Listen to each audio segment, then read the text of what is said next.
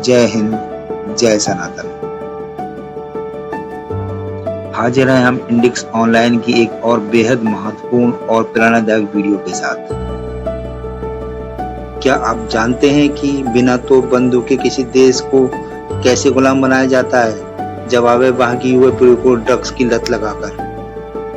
गृह मंत्री अमित शाह ने इस ड्रग्स माफिया पर महा एक्शन की तैयारी कर ली है, लेकिन क्या ये सिर्फ नशा है या भारत को बर्बाद करने की कोई बड़ी साजिश? आइए जानते हैं भाई। ड्रग्स के नशे में धुत युवाओं के ऐसे वीडियो हम सोशल मीडिया पर अक्सर देखते रहते हैं। कुछ राज्यों में ये समस्या बहुत गंभीर हो चुकी है। ड्रग्स आज देश के लगभग हर कोने में उपलब्ध है। हम सबके बच्चे इस खतरे में हैं। क्या आपने सोचा है कि भारत जैसे देश में ये स्थिति कैसे पैदा हुई? ये जानना महत्वपूर्ण है क्योंकि अगले कुछ वर्ष देश में ड्रग्स से जुड़ा बहुत कुछ होने जा रहा है। आपने भी सुना ही होगा कि गृह मंत्री अमित शाह ने कहा है कि 3 साल में देश को नशीली दवाओं से मुक्त कराएंगे। मुझे पूरा विश्वास है कि 3 साल के अंदर हम भारत में ड्रग के नेटवर्क को समाप्त करने की दिशा में बहुत आगे बढ़ जाएंगे। ये लड़ाई एक प्रकार से हमारी अनंत लड़ाई है, मगर आघात इतना बड़ा होगा ये 3 साल में कि ये लड़ाई को खड़ा होने में वर्षों लग जाएंगे, दशकों लग जाएंगे। अमित शाह की अगुवाई में जिस तरह से नक्सलियों को कुचला गया, ड्रग्स के विरुद्ध उनके अभियान को हल्के में नहीं लेना चाहिए। आपने सोचा है कि ड्रग्स की समस्या भारत में इतनी गंभीर कैसे हो गई? इसका उत्तर मिलता है अमेरिकी गुप्तचर एजेंसी CIA के अधिकारी रहे जॉन किरियाकू द्वारा एक पॉडकास्ट में किए गए खुलासे से। जॉन किरियाकू 9/11 के हमले के बाद अफगानिस्तान में अमेरिकी सेना द्वारा चलाए जा रहे अभियान का हिस्सा थे। वे 2009 से 2011 तक पाकिस्तान में रहकर अफगान ऑपरेशन का काम देख रहे थे। वहां उन्होंने जो कुछ देखा उसे विस्तार से बताया। मैंने अमेरिकी सेना के ब्रिगेडियर जनरल के रूप में अफगानिस्तान में अफीम की खेती देखने की इच्छा जताई। इसके लिए मैं काबुल होते हुए बगराम एयरपोर्ट पहुंचा। हमें लश्कर गाह नाम की जगह पर ले जाया गया। मैंने हेलीकॉप्टर से ऊपर से ही देखा। जहां तक भी नजर जाती थी, हर ओर अफीम के खेत लहलहा रहे थे। मैंने अपने अनुवादक को साथ में लिया और खेतों में जाकर एक किसान से बातचीत की। मैंने पूछा, तुम फल सब्जियां या अनाज क्यों नहीं उगाते? ये सुनते ही वो किसान भड़क गया। उसने कहा कि तुम अमेरिकियों ने ही मुझे भरोसा दिया था कि हम अलकायदा के आतंकवादियों का पता बता दें तो जितनी चाहे उतनी अफीम बो सकते हैं। वर्ष 2002 में जब तक तालिबान का शासन रहा, तब तक अफगानिस्तान में अफीम की खेती बिल्कुल भी नहीं होती थी। लेकिन जैसे ही अमेरिकी सेना आई, हर ओर अफीम ही अफीम उगने लगी। बिन लादेन को खोजना अमेरिकी सेना का इकलौता मिशन नहीं था। मात्र 3-4 वर्ष में विश्व की 93% हेरोइन अकेले अफगानिस्तान में तैयार होने लगी थी। अफगानी किसानों को भी इसमें अपना फायदा दिख रहा था।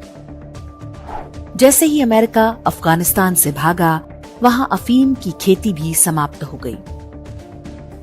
जॉन किरियाकू आगे बताते हैं कि अफगानिस्तान से हेरोइन की अधिकांश खेप 2 देशों में भेजी जा रही थी, पहला रूस और दूसरा ईरान। अर्थात अफगानी अफीम से जो हेरोइन तैयार हो रही थी, उसे अमेरिका अपने शत्रुओं के विरुद्ध हथियार के रूप में प्रयोग कर रहा था। अमेरिका चाहता था कि रूस और ईरान में लोगों को ड्रग्स की लत लग जाए और उनकी नई पीढ़ी अंदर ही अंदर खोखली हो जाए। उसके परिणाम सामने भी आए। रूस उन देशों में है जहां 30 वर्ष तक के युवाओं के बीच ड्रग एडिक्शन सबसे अधिक है। 2012 में UN की एक रिपोर्ट के अनुसार रूस में प्रतिवर्ष लगभग 10,000 युवक युवतियां ड्रग्स से मर रहे थे। यही स्थिति ईरान में भी थी। जॉन किरियाकू ने जब इस बारे में लिखना और बोलना शुरू कर दिया तो बराक ओबामा प्रशासन ने उनके विरुद्ध मुकदमा दर्ज करा दिया। उन्हें सजा भी काटनी पड़ी। ये घटना हमने केवल उदाहरण के रूप में बताई कि पश्चिमी अब्राहमिक शक्तियां अपने शत्रु को नष्ट करने के लिए कैसे किसी भी सीमा तक गिर सकती हैं। अमेरिका इसका सबसे आदर्श उदाहरण है। ये किसी देश या उसकी विदेश नीति की बात नहीं, ये वो मानसिकता है जिसकी जड़ें उनकी चमड़ी के रंग और मजहबी श्रेष्ठता बोध में छिपी हैं। CIA अधिकारी ने अफगानिस्तान में पैदा हेरोइन केवल रूस और ईरान भेजने की बात स्वीकार की, लेकिन लगभग वही समय था जब पंजाब और पश्चिमी भारत के राज्यों में ड्रग्स की महामारी फैलनी शुरू हुई थी। वो कहीं आसमान से नहीं, अफगानिस्तान से ही आ रही थी। भारत में एक अद्भुत संयोग ये है कि किसी क्षेत्र में धर्मांतरण गिरोह और नशीली दवाएं एक साथ ही आते हैं। मिशनरी और मादक द्रव्यों का कॉकटेल आसानी से देखा जा सकता है। पंजाब में खालिस्तानियों की सहायता से ड्रग्स फैलाई गई। बीते वर्षों में गुरु ग्रंथ साहिब की बेअदबी के नाम पर बड़ी संख्या में लोग मारे गए, लेकिन एक भी घटना नहीं मिलेगी जब इसमें शामिल किसी इवेंजेलिकल चर्च या पादरी को छुआ भी गया हो। खालिस्तान और इवेंजेलिकल चर्च के बीच क्या रिश्ता है? दुश्मन हमें जातियों में बांटकर आपस में लड़ाना चाहता है ताकि वो हमारे नौजवानों को ड्रग्स की दलदल में धकेलकर देश को खोखला कर सके। अगर आज हम सनातनी एक होकर इस साजिश के खिलाफ नहीं जागे तो बहुत देर हो जाएगी भाई। वर्ष 2022 में आंध्र प्रदेश के सत्य साई जिले के एक गांव में चर्च द्वारा बच्चों को वाइन के साथ मिलाकर ड्रग्स देने का आरोप सामने आया था। जब बच्चों को नशा हो जाता तो पादरी कहते कि बच्चों पर बुरी आत्मा का साया है। उनके परिवारों से कहा जाता कि वे हिंदू धर्म छोड़कर ईसाई बन जाएंगे तो बुरी आत्मा भाग जाएगी। आरोप था कि चर्च ने ऐसे ही बच्चों को ड्रग्स देकर कई गांवों को पूरा का पूरा ईसाई बना लिया था।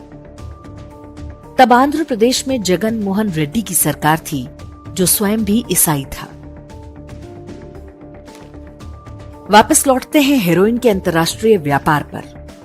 अफगानिस्तान से भागने के बाद अमेरिका ने अपना कारोबार अब कहां पर स्थापित किया है? इसका उत्तर है भारत म्यांमार की सीमा, उत्तरी थाईलैंड और उत्तरी लाओस का पूरा क्षेत्र। इसे अफीम की खेती और ड्रग्स व्यापार का गोल्डन ट्रायंगल कहा जाता है। मणिपुर हिंसा के पीछे भी असली कारण ड्रग्स ही है। यहाँ पर हमें याद रखना होगा कि वर्ष 2024 में बांग्लादेश की प्रधानमंत्री शेख हसीना ने कहा था कि ईस्ट तिमोर की तरह इस क्षेत्र में एक ईसाई देश बनाने का प्रयास हो रहा है। इसमें बांग्लादेश, म्यांमार और भारत के इलाके होंगे। अमेरिका, इवेंजेलिकल चर्च और ड्रग्स की इस तिकड़ी को हमें व्यापक संदर्भ में देखना चाहिए। हमें नहीं पता कि अमेरिका को आज तक इस नीति से क्या लाभ मिला है, लेकिन ये तय है कि वो सुधरने वाला नहीं है। रूस, चीन और ईरान तो घोषित रूप से उसके शत्रु हैं, लेकिन भारत के साथ वो दोस्ती दिखाते हुए घात करता है। बीते 2-3 दशकों में वो भारत को बहुत क्षति पहुंचा चुका है। गांव-गांव खुल रही धर्मांतरण की दुकानें और गली-गली बंट रही ड्रग्स, दोनों ही पश्चिमी मजहबी साम्राज्यवादी षड्यंत्र की निशानियां हैं। भारत सरकार बड़ी सावधानी और सतर्कता के साथ इस तिकड़ी पर प्रहार कर रही है। FCRA एक्ट में संशोधन इसकी शुरुआत है। आगे अभी बहुत कुछ और होना है। यदि आप भारत को अपना देश मानते हैं कि आपके बच्चों का भविष्य इसी देश के साथ जुड़ा हुआ है, तो अभी कुछ समय अपनी छोटी मोटी शिकायतों को भूलकर देश के साथ खड़ा होना होगा। भारत विरोधी शक्तियां अगले कुछ दिनों में कई अफवाहें और झूठ फैलाएंगी। हिंदुओं को जातियों में बांटने के षड्यंत्र रचे जाएंगे। मुल्ला और मिशनरी तंत्र एक साथ हाथ मिलाकर षड्यंत्र रचेगा। उन्हें पहचानना आपको आना चाहिए। इस युद्ध में कौन कौन शत्रु के साथ है, उन पर भी दृष्टि बनाए रखें। हमारी सतर्कता और एकता में ही हमारी सुरक्षा है। इसलिए भाइयों, अब वक्त आ गया है कि हम जाति पाति भूलकर एक सच्चे राष्ट्रभक्त के रूप में एक हों। अपने बच्चों को संस्कार दीजिए और इस साजिश के खिलाफ आवाज उठाइए। आपको क्या लगता है, क्या अमित शाह का ये मिशन भारत को नशा मुक्त बना पाएगा?